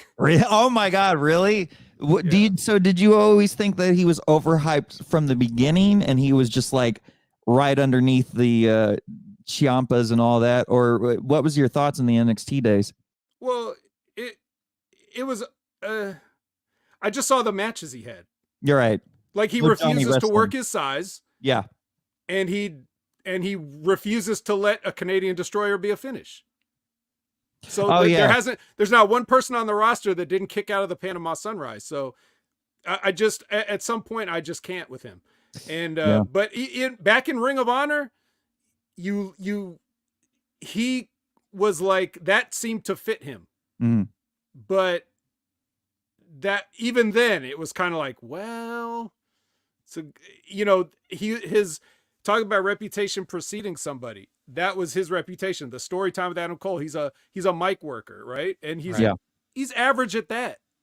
I wouldn't even put him as that far above average, to be honest. For a guy that's known for that, I mean, like if we're just talking like on a sliding scale or whatever, yeah, good promo. But what I mean is when that's what you're known for, and then you also have no muscles and no height, and you have a beady eyes and you just look now, especially beady eyes. Yeah, beady eyes. You have to admit his eyes are beady. They're a little Funko Pop-ish, yes. Yeah. Right. Yeah, and then it's all just like he can't have any other type of match other than what people think is good matches from Adam Cole is everybody just gets a 2.9 count.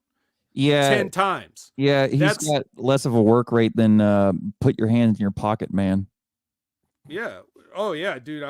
Orange Cassidy is like Bret Hart compared to Adam Cole. So. Oh God, yeah, that's actually a perfect thing to say. So in any case, that's how I feel about Adam Cole, and that's how I feel about Storytime, baby. Storytime. What about you with his beady little eyes and his up and down mouth? Blame Canada. What'd you think, Dane? yeah, he should win an Oscar for that. Oppenheimer is right, and then I think I'm also right. I like Adam Cole. I've liked him since the NXT days. I think he was a part of that golden era of everyone says it, but it's the black and gold Johnny Wrestling, Tommaso. You had Bailey, you had Sasha when she was the best Sasha that Sasha could be. She talked a lot less. Maybe that was a contributor. I don't know. Anyway, I thought this segment was fine. It was fine. Adam Cole delivers fine. And I agree with Oppenheimer. Literally, if you're going to be known to deliver 10s on the mic and you're always coming out with a 7.5, eventually people are just going to readjust and go, he's a 7.5. And that's kind of what we're getting right now. Again, no one's being elevated because how can they be elevated? They're not mad at anyone. They don't have a storyline with anyone. They're not interacting with anyone. The only time that they do is when they're announced on the match card, and then they might have a video package where Renee comes up and is like, why are you mad at Samoa Joe? And then they're like, well, Samoa Joe has the belt and I don't. And then you just recycle that for the next 6 years. Yeah, after this package, I would say I want to lean more to what the vet is saying as far as almost kind of being done with Adam Cole too, because like in this situation for this storyline, I get what they're trying to do, and I get Cole's injured, so you're trying to keep him alive and as part of the broadcast, if you will. Mm-hmm. But the whole concept of Wardlow having to adhere to another group when he towers over these guys, as he did in the group before, so he's now back into a situation where he's being controlled again. Now I kind of go, well, fool me once, shame on you. Fool me twice, shame on me. So I don't have any remorse here for Wardlow because, once again, he's put himself in that situation. And furthermore, it starts to almost feel like the popular kids at school taking advantage of someone who might be less intelligent and taking advantage of their special needs, their features, and using it to their advantage in that regard. Which, again, I don't feel bad for Wardlow now. Like if he had fallen into this trap, that'd be one thing, but he's kind of willingly stepped foot into it. Go ahead, Vet. I just wanted to say, just on the Wardlow thing too, when I knew Wardlow was finished, I actually had hope for him after it, but that was my first inkling of when Wardlow was finished, when Cody beat him. I was like, oh, they're not gonna know what to do with this guy. And Wardlow's thicker than Big E, and they're treating him like Jamaican Kofi Kingston. Mhm. Yeah, well, as you guys were kind of alluding to, Chris Jericho then backstage after this says, talks about his loss. He says Hook lived up to what he was hoping for. Jericho calls Hook a future world champion, and he's a bad man. He says that Hook has gained his respect, and he has a proposition for him. I guess we'll find out what it is He's a next week. bad man. Did I miss Hello, that fellow bit? kids. Did they announce what they're doing next week? Did I miss that? No? No. Okay. Okay. So we No, don't you got to know. tune in and find Yeah, out. exactly. Yeah. Tony Khan has a big announcement for Matthew Shaver. Well, hopefully I'll tune in next week and I'll find out. Tony Khan has a massive announcement for you. Oh, thank you. Thanks, guys. I can't wait. Well, after this, bruv, Will Ospreay talks with Tony Schiavone. Says, he's changed the last time since he was in Toronto. You know, I was just a little bit of a bad boy last time I was here. He apologizes for his actions. Says he's here for the betterment of AEW. Makes a joke about maple syrup. Brings up Daniel Bryan's match with Shibata. Praises it. He recalls how Danielson said that he could not walk in his shoes. Ospreay says maybe he's right because he takes a shot at Daniel, wishing he could be a big star in Japan. I'm sure that while Danielson was making tons of money at WWE. Wait a minute. Did the recap skip the part where he made the joke about the shoes? Yeah, apparently the reason. Jesus. Who wrote this? I don't know. Somebody. He notes that he could not fit in Danielson's shoes because his shoes were too small for him. Oh, wait, there it is. Sorry, I hadn't got to it. Yeah. Ospreay highlights his success in Japan. He says he'll prove that he can walk in Danielson's shoes, and he calls out Shibata. He looks back at the last time they clashed. Ospreay says he's changed a lot since he was a 23-year-old. Says, I challenge you to take on the Billy Goat next week. And then immediately the match is confirmed, which always bothers me. I'd really appreciate if they just go to a segment and then realistically come back and then be like, oh, Tony Khan has announced his match. Not like 5 seconds after the challenge. Yeah, It's on! Yeah. Throw the graphic up. Did you get the graphic made? Make it right now. No signing. There's no sense of like backstage actuality. It's just like immediate. It's like, okay. It's like watching Batman and Robin by Joel Schumacher. It's like, oh, you already have the blades in your shoes. Oh, okay. They've already got all right. Everyone's just prepared for everything all the time. Their grenades have the bat insignia on it. Oh, yeah, absolutely. Tony Khan wears a mask in bed, you know. All right. Thoughts on this? I mean, look, I would say this. They're presenting, in my opinion, Will Ospreay pretty well as far as so far he's coming. He's been pretty good on the mic. Best debut we've gotten yet. And you've got like how many big signings? I know, Okada, Monet, yeah. So they're giving him time week after week. He gets to talk on the mic. He's building up something, at least when he shows up saying next week I'll fight you. So he's calling people out. So I like what they're doing with him. What do you think about this vet with the Will Ospreay experience so far? Is he still in the Callis family? I kind of don't. We don't know that really. It's kind of like muddied right now.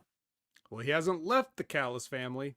He hasn't left not the on Callis television. family. He hasn't hasn't. Not on television. So I guess we still have to assume that he's in the Callis family. But he just apologized for being a naughty boy in Toronto when he was in the Callis family. So I don't know. There's a conflict of interest there. I feel. Sorry, I tried to commit murder with a screwdriver or whatever happened there. Yeah, exactly. It's fine. Yeah. Will Ospreay is, promo aside, like I just can't stand English people talking like this. So it's an automatic tune out whenever Will Ospreay's on the screen for that. But to contrast with the guys like Okada, who gets the most out of doing nothing of almost anybody since Jerry the King Lawler, Ospreay is like, look at all the everything I'm going to do. And then everybody else on the show is like, well, shit, what do I have left to do now? It doesn't matter where his match is on the card. Doesn't matter what the story is. Doesn't matter what the psychology is. Everything we're going to get from Will Ospreay is, I'm going to do everything. So that was the greatest comment ever. You want to reiterate that comment off of mute? Yeah, sure. Khan says, Khan don't like big guys. Khan must be a bottom. That's what Frank says. So well, I could have told you that first sight I had on him. Anyone that looks like they take that much Adderall is absolutely a bottom. That's allegedly. Allegedly, I don't know if he's taking those things. I'm just kidding. If anything, I might get down on the product, but Tony Khan, as a human, I love him. He's probably a good person. I don't know. Oh, yeah, of course he is. Look at him. I don't know. He likes to hug everybody. So if that guy's a bad person in the background, who's going to take it seriously? don't know. I don't know Tony Khan personally, so I can't make that judgment. There was a video package that highlighted Adam Copeland's feud with Christian Cage. And then we got Deonna Purrazzo and Thunder Rosa taking on Tony Storm and Mariah May, being accompanied by Luther.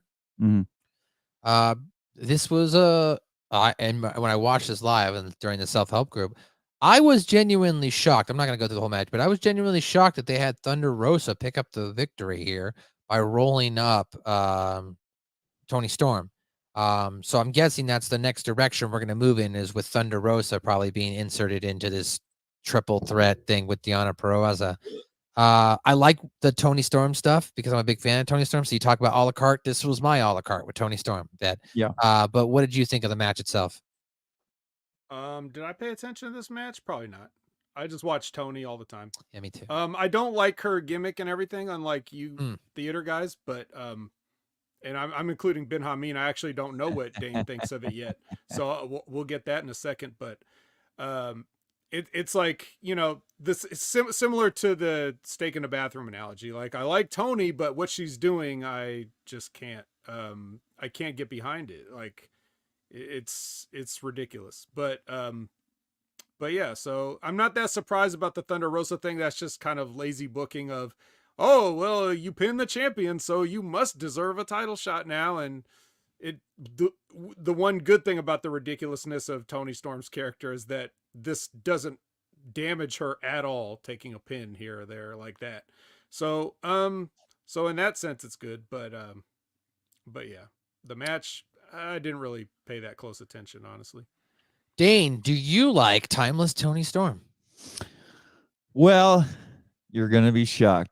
No, I love Tony Storm's gimmick. I'm sorry. I love Timeless Tony Storm. I thought it was absolutely the height of genius when they put her in the picture-in-picture segments because she's a silent actress. I thought that was great. I think it kind of ran its welcome once everyone started to do it. Like, if you're going to have Tony Storm be the one that does the silent films and PIP, why did you then have it to where everyone backstage holds up signs during those segments too? Just have that be the Tony Storm segment. But if they could figure out a way to bring her out in non-toxic black and white paint, that'd be great. If they make her look like a Cuphead character when she comes to the ring, even better. If they figured out a way to light a match at a pay-per-view all in black and white. Yeah. That's not possible because that's not how the color spectrum works, at least in our dimension. But I absolutely think it's fantastic. Sorry. What about, so it's probably they've done half and half. They've done that half. Far. Yeah, they've done that. And that was, it just, I don't know. I love it. I love what they've done with it. I love how it's going, but I think that's all Tony Storm's work. I don't think there's any creative behind her to push that. I think it's all her that's doing this. And it does. Eventually, it's going to need some kind of elevation. And we're getting really close to that. So we need to figure out something to just bring it up just a little bit more over time. It's kind of like the Roman Reigns thing. They got bored, then they added some to it. And then that lasted another 6 months. Then people got bored. Boom. New segue. Lasted another few months. Tony Storm's getting to that point. We need to add something to it. After the match, Purrazzo looked frustrated as her and Rose celebrated. She walked away, and they're clearly not on the same page. Swerve Strickland comes out to take on the Butcher. Swerve headbutts Butcher, drives in the corner, some strikes, dumps him, hits him with a lariat. Butcher kicks him, rocks him in the house call. Strickland hits the Swerve stomp, locks in a submission, and Butcher taps out. Quick match here. Winner Shane Swerve Strickland, whose house. Strickland says he used to respect the AEW World Champion, but he stopped liking him. He doesn't like him anymore. And now he's an internet commenter. I know. And now he's close to hating him. Swerve says he thinks about choking Joe out with a chain, but Joe's neck is too big for that. So it's a fat joke. He says that he will keep taking Joe's security out until he gives him what he wants. Give me what I want. Give me what I want. That's what he wants. And that he says he's going to, logically, Joe comes out, dictates that he should ignore Swerve because he beat him at AEW Revolution. He says that Swerve's problem is that he still believes he can do the impossible. When he faces Joe, Joe says he realized that what he had to do was give Strickland what he wants. Give me what I want. So he's going to give him what he wants. But however, Don Callis then out of nowhere interrupts and says that Swerve and Takeshita have the same amount of wins. By God. He says that Takeshita needs to show him what it's like to lose to Don Callis family. He says Don Callis family. Swerve says he will burn that family tree down, and then he accepts the challenge. He says, but he'll be coming for Joe once again. So, like, the whole point of this that I took from it, like, what was the point of Joe coming out here? Like, I didn't need Joe to come out. Or Swerve could have cut his promo, and then Takeshita could have just came out, because Joe kind of just looks like an idiot walking away. And furthermore, you've not set up Joe for anything else. So it's like, okay, so Swerve's going to fight Takeshita. So does Joe just get to go home and eat pork rinds on the couch? Like, I don't understand. Hey. What do you think, Dane? All right, look. Enough of the Samoa Joe fat hate. Hey, I love Samoa Joe. I just don't. Oh my God, Samoa I mean, Joe he has needs always to. been a quality talent. He needs a better fashion designer for his costumes for what because he's wearing the same 3-4 colors. But Oh come on, let him just come out in the boxing trunks. No one ever complained that. Oh my God, I'm so tired this morning. What's the dude's name that's kicked out of WWE right now? Brock Lesnar. No one complained when Brock Lesnar came out in the same Jimmy John's trunks for like 16 years. Let Samoa Joe come out in his trunks. God Lord. Samoa Joe is to wrestling what a lesbian is to Birkenstocks. He's just perfect. He's a perfect fit. He works really well. He's always been great. And at the end of the day, if people start to falter on Samoa Joe, it's not because of Samoa Joe. Right. He's never delivered a bad promo. What did you think about this segment itself? Now you got to make me comment on the segment when I'm trying to do everything but that. It's fine. You can pass. Yeah, you can pass. Yeah. What do you want me to do here? It's fine. I'll ask chat. Chat 1 through 5. Put a number in the chat. What did you think? 1 through 5. Let's go. Vet, while the chat is reacting to that, what did you think of this segment? Yeah, I was listening to you guys while this was going on. The self-help group, yeah, when we were doing No. Oh. This literal show that I'm on now, I had you guys on while this was on. Gotcha. And I chose to not pay attention to what they were saying so I could listen to what you guys and Silvio were saying. Got it. Because I figured that was more important, and I figured it would make a lot more sense. But Swerve's wrong about one thing. Joe doesn't have a neck. So it has nothing to do with his neck being too big or whatever. And furthermore, Samoa Joe has changed his trunks. He used to have form-fitting gear, and now they have like a loose flap thing. So. A loose flap, okay. All right. A loose flap. All right. Where's that loose flap? The front or the back? It's on the sides. Anyway. It's on the sides. They're They're wings, you know. Yeah. That joke doesn't even make sense. I can't find a chain big enough, dude. All chains are big enough. I go buy a bike chain; it's big enough for a neck. I hate crap like that because when you think about it for more than a second, it's like, what? What? Stupid. All right. Now I'm just nitpicking. Dummy. I personally, I mean, I like Swerve. I just didn't think this was one of his better segments. It wasn't his fault necessarily. I just think the position he was put in with having to come out, call Joe, but then kind of being made to look like an idiot would take a shit coming out. Yeah, they really should have had Top Dollar in there. That would have made it all the better. Oh boy. Boggle. So after this, we get the main event. We got Adam Copeland taking on Christian Cage for the I Quit match for the TNT Championship match. So did you not get to see the end of this, Vet? I was watching it just now. Okay, so just now while we were talking about Samoa Joe, I had it off on the side, picture-in-picture style, like a silent movie starring Tony Storm. So, okay. But I was gonna say before you get in, just to break down the match for everyone, Cage is gonna lose this match to Adam Copeland. This match is long. It started at I think 22 minutes left on the broadcast, and it ended like 5 minutes after. So it was a long match. They went over. When they went over, it was a faded to black as Adam was about to hit Christian with a giant toothbrush spike that he calls Spike. Then it comes back up from black, and he hits him in the nuts with it. Goes to hit him again, and Christian quits. Now, up until Nick Wayne's mom came out and all of them, I was really enjoying the match between the two guys. But then once it turned into the big giant schmoz fest with all the interruptions at the end, I just kind of threw my hands up and was like, I don't care anymore. What did you think, Vet? Well, like Adam Cole, I'm done with both these guys. Okay. The last time I saw these guys in the ring, Edge was bouncing Nick Wayne off a flaming table or whatever, and having no regard for his health safety, or well-being. Yeah. And Christian was being set up for the one-man concerto, and as he was supposed to be passed out immobile on the chair, he was just pulling up his pants to make sure that, nobody could see like That's important. whatever his pants were not covering. I don't know. I'm so tired of both these guys. But then the match itself, it's another garbage match. Yeah. Because that's what these guys are going to do now. Never mind that we just saw something like this with Sting's last match. Never mind that nobody watches Collision, but if they did, they would have seen a match like this 6 days after Sting's last match. You just have to have, garbage in the ring and all this stuff. And the funniest part of all is this, as Edge is like handcuffing people to various corners or whatever, so that he can repeatedly kick them in the balls or assault them in any other way. The babyface, mind you. You don't shoot a guy in the dick, Butters. You don't shoot a guy in the dick.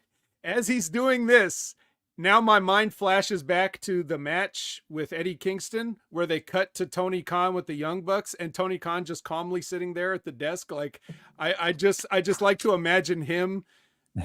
He's fine with all of this. Remember, a man was fired for jacking Jungle Boy up against the wall and giving him a good old fashioned pro wrestling ass kicking, Bill Watts style. And he's fired. But Edge can handcuff people to all kinds of things and assault them with, what'd you call it? A toothbrush spike? Yeah, it looked like a giant toothbrush, with spikes. Is Janice from TNA. Yeah, basically. There you go. So a cheaper version. Yeah, everything's fine. Everything's fine with that. Tony Khan doesn't fear for his life in any of these type of situations. But don't get mad at Luke Perry's kid, or you're fired. Okay. What did you think of how this ended, Dane? How'd you feel like this episode of Dynamite that I subjected you to watching in full ended? Why do you ask me these questions? What do you want me to say? You want me to say that Edge and Christian still tickles my sack here? Like they got my yam bag by the bags. I would like you to say that. Okay, nostalgia factor aside, it was fine. Didn't the belt change hands? Didn't I see an and new Twitter post? Edge wins. Adam Copeland is the new TNT champion. Two-time TNT champion. Wonderful. Glad we're having Christian and Edge belt changes on TV. I don't know, man. I'm burnt out from the lack of coffee, or I'm just tired of watching dicks get kicked. That's like my Saturday nights at this point. Why does it also have to be my Wednesdays? For God's sake. All right. One more for the chat. Chat, let's be honest here. And I'm not one of these wrestling guys that gets creepy with it, but I'm just going to be upfront. Who only watches AEW for Sky Blue? And who only watches AEW for one reason about Sky Blue? Put a 1 in chat. Put a 1 in the chat, guys. Drop your 1s. Right we all now. know. It's okay. We're all with it. We're not watching this for the content anymore, all right? It's like playing Doom for the storyline. That's not what's happening. Sounds like a personal problem, Dane. If Sky Blue is a personal problem, then please ruin my life with it. More problems. Yeah, exactly. More money, more problems. And of course, I'm home. She's home. Ladies and gentlemen, that's it. That's going to do it for your Light the Fuse AEW Dynamite review. I know it was tough to get through. But we got through this week. Bin Hameen chose a good week to not have to review the show. That's for sure. You brought up Jungle Jack Perry there at the end. Of course, Jack Perry is in Japan right now. Tony Khan recently in the last 24 hours was asked about Jack Perry, and he said, well, I think you got to stay tuned. Absolutely. Jack's doing great things in New Japan, the New Japan Cup. He's had a great run. He's established himself over there. He feels he's the scapegoat. But he's doing great things, and he's wrestling in a great promotion. It's been great tracking Jack's progress in New Japan, and I think he's done excellent work there. So there's your update on Jungle. Yeah, what that means is everything's fine. Yeah, because if everything wasn't fine, he'd say, I can't talk about that right now. I can't answer that question. That's sorry. true. Thank you for the question. It's a great question, but I can't talk about that. Yeah, right he's now. going to put on his funny mustache and sunglasses and sneak out of the room. I'm serious. I'm not going to sit back and take this fucking shit. He's not. All right, Tony, you're right. I'm sorry. Yeah, ladies and gentlemen, that's going to do it here. HMG. You can check me out, linktr.ee/South Park Pod. Each and every week, myself and Dane and a gaggle of other hosts. We host SMB, the South Park Review. Brand new episode just dropped. It's up there right now, episode 220. So go check that out. You're getting old. And Joe Vernola from Primo's Pro Wrestling, our buddy, he returns as well. So go ahead and check that out. Vet, what do you got going on? You want to put anything over before I let Dane give his outro? Why not? At Opinion Haver on all your favorite platforms, social media or otherwise. You could catch me on the Next Level Wrestling Review with Big Ray Hernandez every Wednesday at 8 a.m. Pacific, 11 a.m. Eastern, live on the HMG channel. We talk about NXT. It's very sad. You could catch me where on Sunday mornings at 8 a.m. Pacific, 11 a.m. Eastern, where after the Collision, we sift through the wreckage. Jimmy T and myself talk about AEW Collision. Every Monday night at 6:30 p.m. Pacific, 9:30 p.m. Eastern. Brandon and I are on the Impact Attack talking about TNA, also very sad. Let's see, what else? Oh, check out Wrestling with Rip Rogers every Friday at their concrete time of 8 a.m. Pacific, 11 a.m. Eastern. Von Lilas and Rip Rogers will answer your questions. It doesn't even cost anything. You just show up. Frank's Pickle Barrel ass is there all the time, just asking every perverted question that you could possibly ask that has nothing to do with wrestling whatsoever. And Rip's been telling stories about the territory. So if you sign up for that channel, you'll be able to see little 20-minute segments on Portland, Florida, Mid-South, and, whatever else. So check that out, and check out Stevie Richards with all the stuff that he's been doing on his 9 million channels. All right, well, ladies and gentlemen, this man likes to bring the pain in the digital marketing game. He's the guy that solicits your picks to get your clicks. He's a writer. He's a producer. He's a director. He's an on-screen talent for Derby City Wrestling. Ladies and gentlemen, Dave Becker, put yourself over. GoDoSo.net. That's GODOSO.net for all of your expertise and marketing needs. You can catch me anytime at Derby City Wrestling. That's DerbyCityWrestling.tv in multiple states of cable broadcasting. Check it out if it's in your area. And if you're in the Louisville area, stand outside the windows March 25th as we have 2 back-to-back sold out shows happening in Derby City Wrestling. The best from AEW, TNA, ROH, and beyond are going to be there again. That's GoDoSo.net for any of your personal marketing needs, and DerbyCityWrestling.tv. From Todd Pettengill and my co-host Todd Pettengill, thanks for coming. I'm sorry, Sonic. That's just not how it works here. If you're not Caucasian, then leave. Mark Henry. Why does he just mumble the words? I don't make the rules around here. No.